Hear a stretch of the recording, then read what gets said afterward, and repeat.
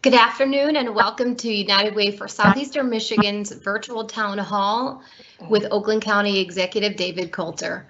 My name is Audrey Walker and I will be your moderator for today's town hall. Today we will hear from United Way's President and CEO, Dr. Darian Hudson, and County Executive Coulter on the county's coronavirus response efforts. For those of you watching live, please leave your questions in the Q&A chat box, which you will find by clicking the question mark at the top right corner of your screen. The last 10 minutes of today's town hall are reserved for questions, and we will do our best to get through every question. Now I would like to give a warm welcome to United Way's President and CEO, Dr. Darian Hudson, to say a few words. Thank you, Audrey, and good afternoon, everyone. Welcome to United Way's virtual town hall on the Oakland County coronavirus response effort. This is just one installment of a series of town halls we're providing to connect you with the information and resources you need to weather this crisis. To see our previous town halls on unemployment assistance, water and utility assistance, childcare updates, and how to complete your census, please visit unitedwayscm.org/virtual-town-halls. And the website is also included in the Q&A chat box. Counties have played a significant role in responding to the coronavirus, both from a health and an economic standpoint. To ensure we're sharing the latest information with you, we've extended invitations to each of our county leaders to join one of our virtual town halls. Today, I'm proud to welcome Oakland County Executive Dave Coulter to provide an update on Oakland County's response to the pandemic and how things are looking going forward. Before I hand it over to Executive Coulter, I wanted to share a little bit about him. Anyone who has met him knows he is a friend to all in the community, and first and foremost, he cares about the people of Oakland County. He is Oakland County's third county executive, a role he's been serving in since August of 2019, and his administration has been very aggressive in taking action in response to the pandemic. He formerly represented Southeast Oakland for 8 years on the Board of Commissioners, and he was then elected mayor of Ferndale while also serving as the Director of External Relations for the Children's Foundation of Michigan, where he focused on public policy and local efforts to improve the health of children and families. Executive Coulter has a bachelor's degree from Michigan State University and an executive education certificate from the John F. Kennedy School of Government at Harvard University. Lastly, I'd be remiss if I didn't mention how honored we are at United Way to partner with Oakland County on the Oakland Together Fund, a $10 million countywide effort to help frontline nonprofits continue providing essential services to the people of Oakland County as we continue to struggle with the COVID-19 pandemic. And now I'm very pleased to welcome our county executive, Dave Coulter. Well, thank you very, very much for allowing me to be here with you today. I'm sorry I'm not in the video, that the technology didn't cooperate, but I'm pleased as all get out to be with you here today to talk a little bit about COVID and how it's impacted Oakland County, what we've tried to do to respond to that, and then, most importantly, to hear any questions or thoughts or concerns that you might have as well. Obviously, words like unprecedented and once in a lifetime, terms like that get thrown around a lot, but it truly was. And there was no playbook really for how you deal with the magnitude of a virus like this. There's certainly, we have well-trained people in our public health area that understand viruses and how to respond, but we've really been navigating this one on many different fronts. The public health front being first and foremost, and from the beginning, we've leaned in on the science of this. We've talked to the experts and we've made our health orders and responses to this with the guidance of health experts. And I think that's important to note. And I say that for a couple of reasons, and particularly now as we are in this fourth phase where we are beginning to reopen our economy, we know that it is still, the virus is still with us. It is still in our community. It's still infecting people every day in Oakland County. It's still killing people almost every day in Oakland County, and certainly every day in our state and our region. And so we have to remember that we haven't defeated COVID-19. I don't know what a defeat looks like exactly, except probably some kind of a treatment or vaccine, and we are certainly not there yet. So we still have to navigate the health issues that have occurred, but at the same time navigate the incredible economic challenges that this has caused for our businesses, our nonprofits, our faith-based communities, and frankly, just individuals and our lives. It's been unsettling. It's been difficult, and I know that some of the health orders, either that we have issued in Oakland County or the governor has in Michigan, have been very difficult and painful. But I believe that they've been effective. I believe that they've worked. Research is now showing that we have saved thousands of lives in Michigan by leaning into the science and taking the precautions that were so necessary to protect the health and welfare of our citizens and, frankly, our health systems and our hospitals, which were just overwhelmed in the beginning of this epidemic. And we can't forget what devastating consequences this has had on them. So I have been a supporter of the governor's health orders, as difficult as they have been, because I think they have been effective. In fact, in some ways, we leaned in even further than the governor. We closed down shopping malls before the state required that. We put additional protocols in place for our child care centers. For instance, we required our essential businesses that were remaining open to do things like masks and social distancing and doing health screenings of their employees, so that we could make sure that even for the folks who were essential to go back, we were doing everything that we could to protect them. And I think it's been effective, difficult, but effective. So now we're in a phase where we want to reopen. We want to get people back to work.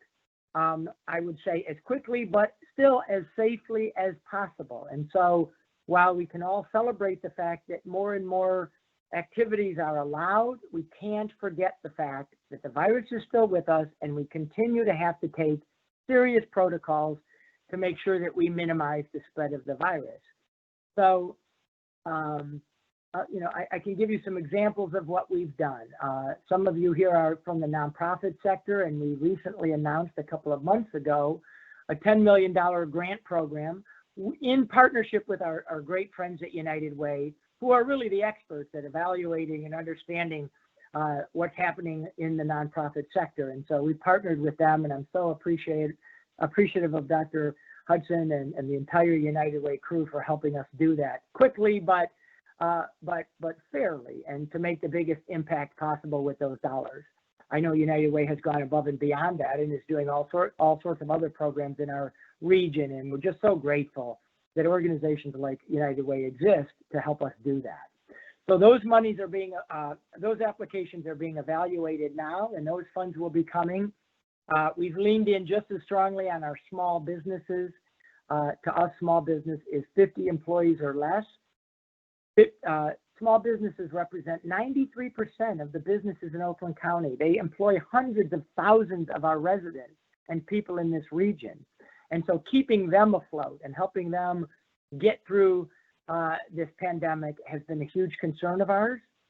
We have already given out $14 million in grants to our small businesses. And just earlier this afternoon at 1:30, I had a press conference where we announced an additional $32 million in grant funding that we want to get to our small businesses. So if you are a small business that is looking for funds, that is in Oakland County, that's looking for funds, that program has to be approved by our Board of Commissioners next week. I suspect that it will, and then we will shortly get out the requirements for how to apply for that. But there's another $32 million coming for our small businesses. So huge. Let me talk a bit about testing. Testing has been a main priority for us from the beginning, and it has evolved. Frankly, in the beginning, scientists thought and public health people thought that if you were asymptomatic, that you weren't contagious. We've since learned that that's not true. So even as we've added additional testing capacity. We now have 3 drive-through locations in Oakland County where you can get a test. We know that we need more and more people to get tested. So we've now waived the requirement that you have to have symptoms. Anyone in Oakland County over 18 years of age can get tested. We think that's really important, not only for what we've been through already, but going forward. It's going to be important as we continue to try to keep people safe and lower the risk of a second wave of infections in Oakland County, that more and more people get tested.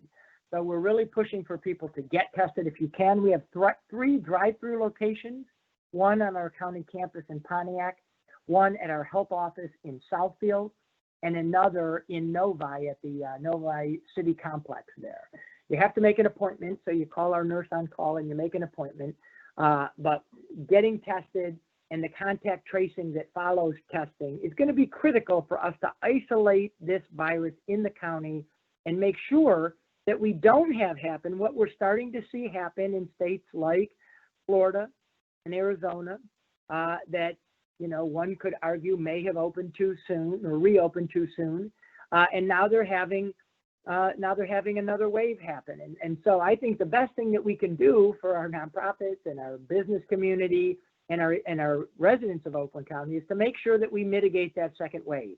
And one of the things that we can do is to get tested so that we know who is infected and we can isolate and get the proper protocols for those people, but also to give the public confidence that the businesses that they're going to and patronizing are safe for them to go back to. We could open every business tomorrow, but my suspicion is that the public is still not confident that we've defeated this virus and that every place is safe. And so a main focus of ours is making sure that we open safely and carefully. And so we've distributed 10,000 small business reopening toolkits in Oakland County to help our small businesses and nonprofits and faith-based organizations reopen as carefully as possible. Because my experience has been that business owners just want to do the right thing. They want to keep their employees and their customers safe, and they need information and help in doing that. So those toolkits came with, for instance, $400 worth of PPE equipment, sanitizer and masks and gloves and the rest, and information on how you can order more. It also came with our health orders so that you understand what those are. We tried to make them as useful as possible so that it was of benefit to the people that are actually on the front lines trying to do this work. So we will continue to raise up and support all of our businesses, all of our nonprofit organizations, and all of our residents. I'm really proud of the fact, by the way, I just want to highlight one program that we did. You know, we were really worried about our homeless population and people in the county that are housing insecure. And so we made sure right away, working with our nonprofit partners, that we knew who they were and where they were. And if they weren't in a place that was conducive to social distancing, we got them into a place. But then we discovered that we didn't have adequate food supply because a lot of the small churches that had supplied them weren't operating anymore. So we created a program called Food to Shelter, and we partnered with our shelter organizations and our restaurants to make sure that we were providing them good, healthy meals every day so that they could get through this too. So our motto has been Oakland Together, working to make sure that no one is left behind in our county. And so the main thing I would tell you is that there are a host of resources for people available in Oakland County, all of it available on our website at oakgov.com. If you hit coronavirus button, you'll see all of the data, because it's been very important to us from a transparency perspective to share as much data as we can to help people understand why we're making the decisions we are, but also all the resources that are available to you either from the county or from our nonprofit partners. So all that is available on our website. I'd invite you to check that out. And so I could talk on and on and on, but I don't want to. I actually want to get to your questions and thoughts. So Dr. Hudson or Kyle, if you think I've forgotten anything you want me to highlight, I'm happy to do that. But otherwise, I'm pleased to take questions. Thank you so much for sharing all that wonderful information. And we will put part of the link in the chat box here, but we are going to go to questions. So if you do have a question, please submit your question in the Q&A box, which can be located by clicking the question at the top right corner of your screen. So one of our first questions here has to do with contact tracing. And the question is, how many people do you have dedicated to contact tracing within Oakland County? That's a great question, because contact tracing is an absolutely critical part of testing. When someone tests positive, you need to have somebody who follows up with them, stays in touch with them, and importantly, finds out everyone that they've been in close proximity to so that they can be contacted so that they can get tested. So it's a critical part of it. And frankly, many counties in the state don't have any contact tracers.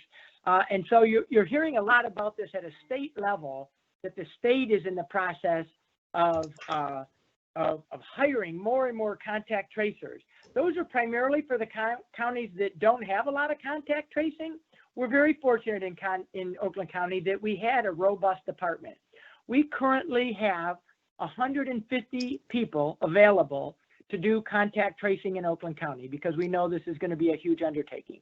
We're prepared to have up to 300 people do this at the height of what we think will be needed. And that is, as we get more people tested, we'll simply need more people to do this. But we currently have 150 people doing it.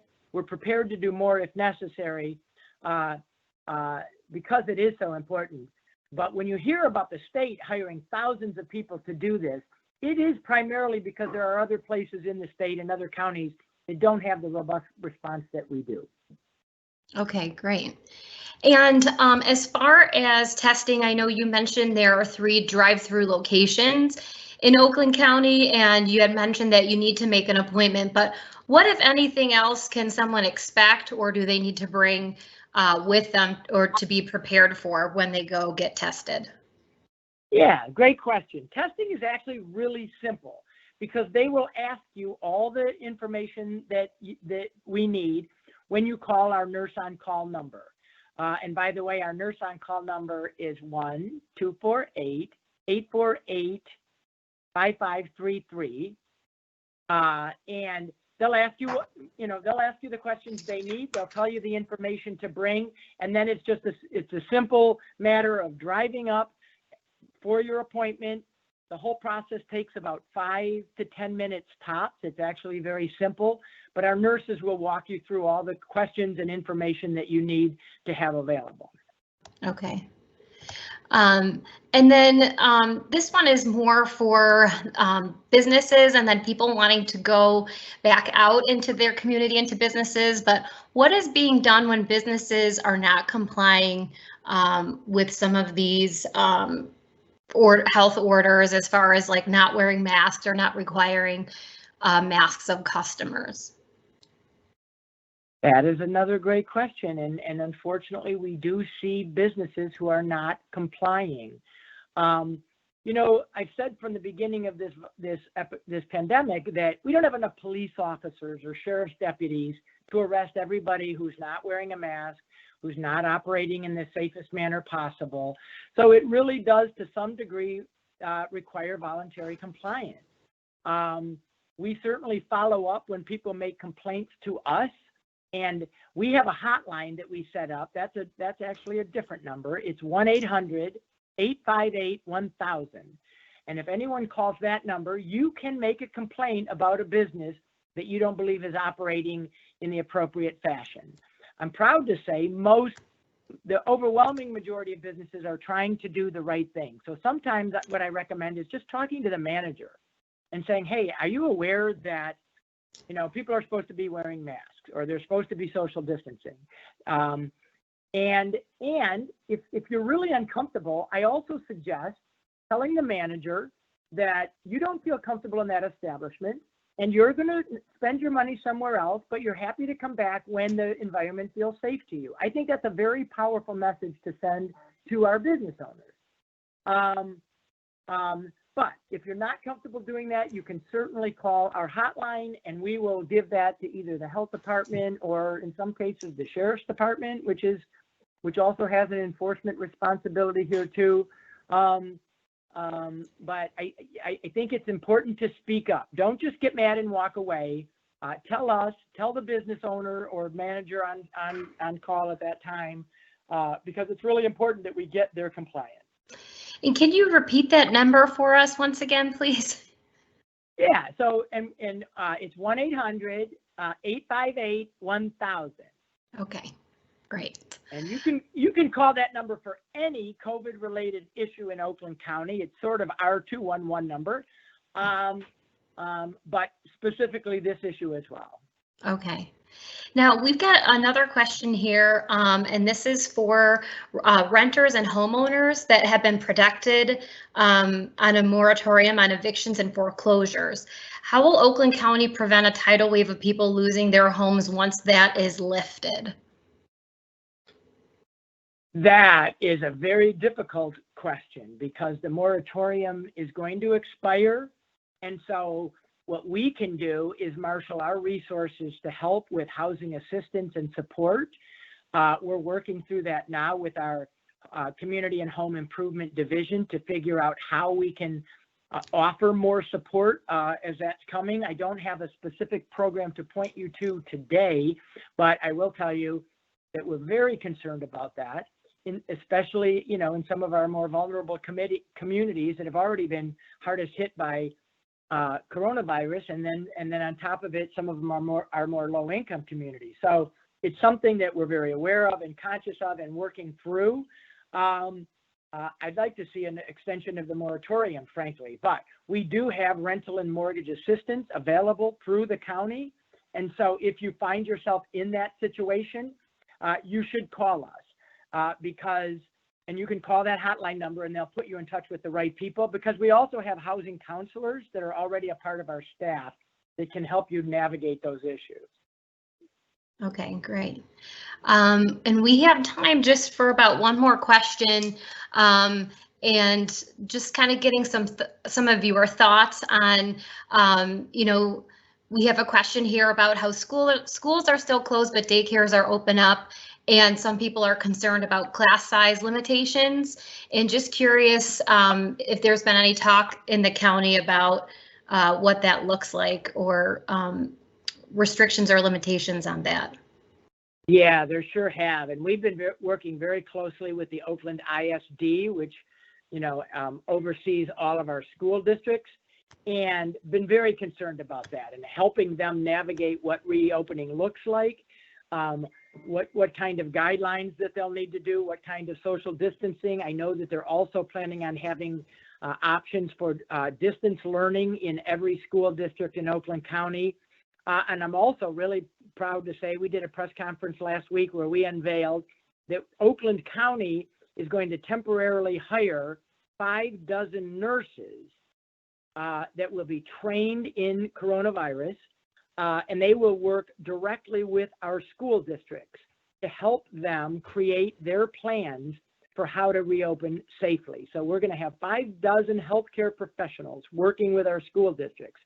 So we're going to try to get this right. But I think schools have maybe the hardest job of all in terms of how to navigate their reopening. And obviously they take care of our most precious resource, which is our kids. So we can't afford to get this wrong. And so we've taken some of our money and put it behind these nurses to help work directly with them. I would encourage parents to talk to either your local school superintendents or principals and ask them very, very direct questions about what plans will be in place to protect your children, because we're going to help them do that. But we know that there's a lot of concern around this issue. We're concerned about it as well. And so I would encourage them to contact their local schools and ask very specifically what plans are being put in place to protect the kids. Definitely. Well, thank you so much for that. That is all the time that we have for questions. I want to thank everybody who's been participating and watching today. And of course, Executive Coulter, thank you so much. Just as a reminder too, we did have a town hall on childcare that is available on our website if people do have questions about that. And now I'm going to turn it back over to Dr. Hudson. Thank you, Audrey, and thank you so much, Executive Coulter. We are so grateful that you were able to be here with us today, and thank you for sharing this information with us, for all of the phone numbers especially, and for answering these tough questions. As you can see, and as you already know, there's just so many different factors and variables that go into this, and so we really appreciate you taking the time and for really helping us navigate this landscape at this time. So just wanted to remind, oh, I'm sorry, please go right ahead. I was just going to say my pleasure. I hope it was helpful, and thank you for inviting me. You're welcome anytime, Executive Coulter, anytime. And this definitely was helpful. And you planted the seed about 211. So we also wanted to share that with our community. If anyone who is listening to our town hall is experiencing a need and is having any difficulties, please call 211. We're open 24/7, and we have thousands, literally thousands of nonprofits that we can direct you to and partner agencies who can help you with any needs that you have. You only need your zip code to get started.